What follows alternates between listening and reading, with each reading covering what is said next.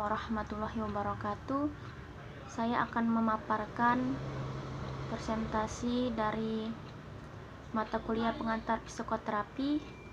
Nama saya Putriani Wulandari dengan NIM 2030502157, kelas 252E, dari Prodi Bimbingan Penyuluhan Islam, dosen pengampu Haji Hendra Wijaya SAG MPDI. Yang pertama yaitu perbedaan konseling dan psikoterapi. Konseling untuk klien, sedangkan psikoterapi untuk pasien.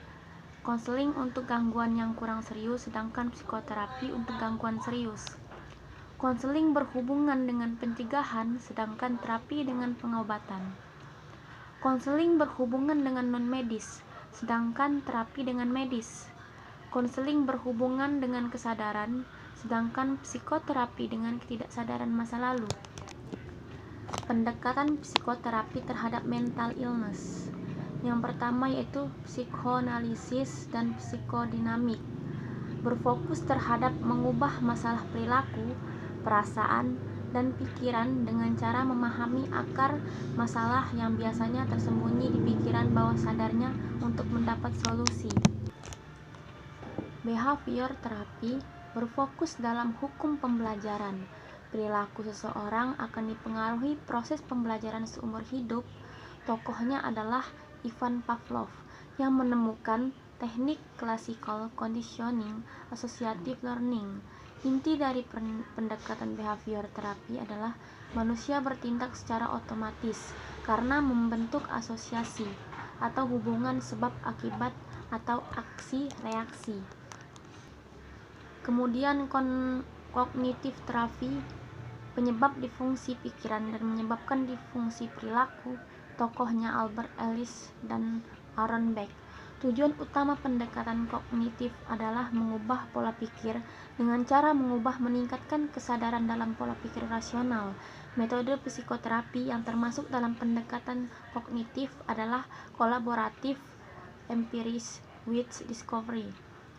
Humanistik terapi. Pendekatan humanistik terapi menganggap bahwa setiap manusia itu unik dan setiap manusia sebenarnya mampu menyelesaikan masalahnya sendiri.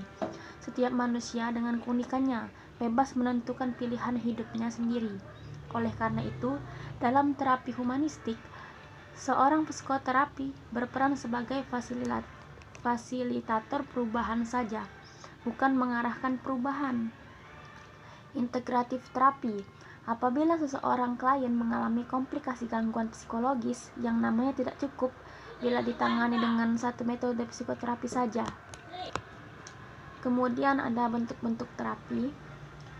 Yang pertama, terapi psikoanalisis. Teknik ini menekankan fungsi pemecahan masalah dari ego yang berlawanan dan agresif dari ILD, serta teknik yang dilakukan dengan cara menggali permasalahan atau pengalaman di masa lalu dan dorongan yang tidak disadari. Kedua, terapi humanistik. Teknik dengan pendekatan fenomenologi kepribadian yang membantu individu menyadari diri sesungguhnya. Yang ketiga, person centered terapi. Tekniknya terpusat pada pribadi dengan memberikan suasana aman, bebas agar klien mengeksplorasi dengan nyaman.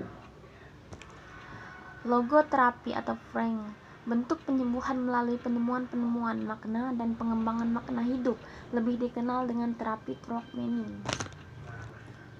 Analisis transaksional.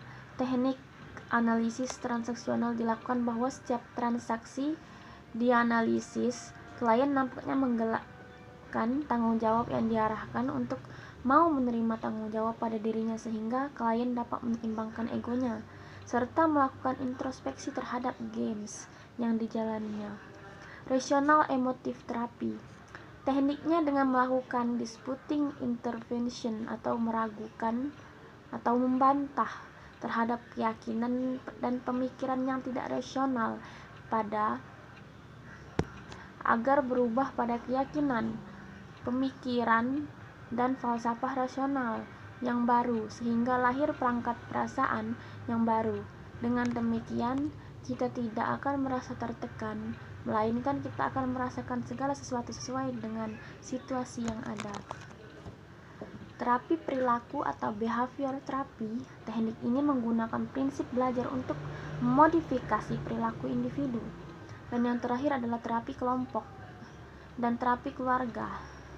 Teknik yang memberikan kesempatan bagi individu untuk menggali sikap dan perilakunya dalam interaksi dengan orang lain yang memiliki masalah serupa. Terima kasih. Wassalamualaikum warahmatullahi wabarakatuh.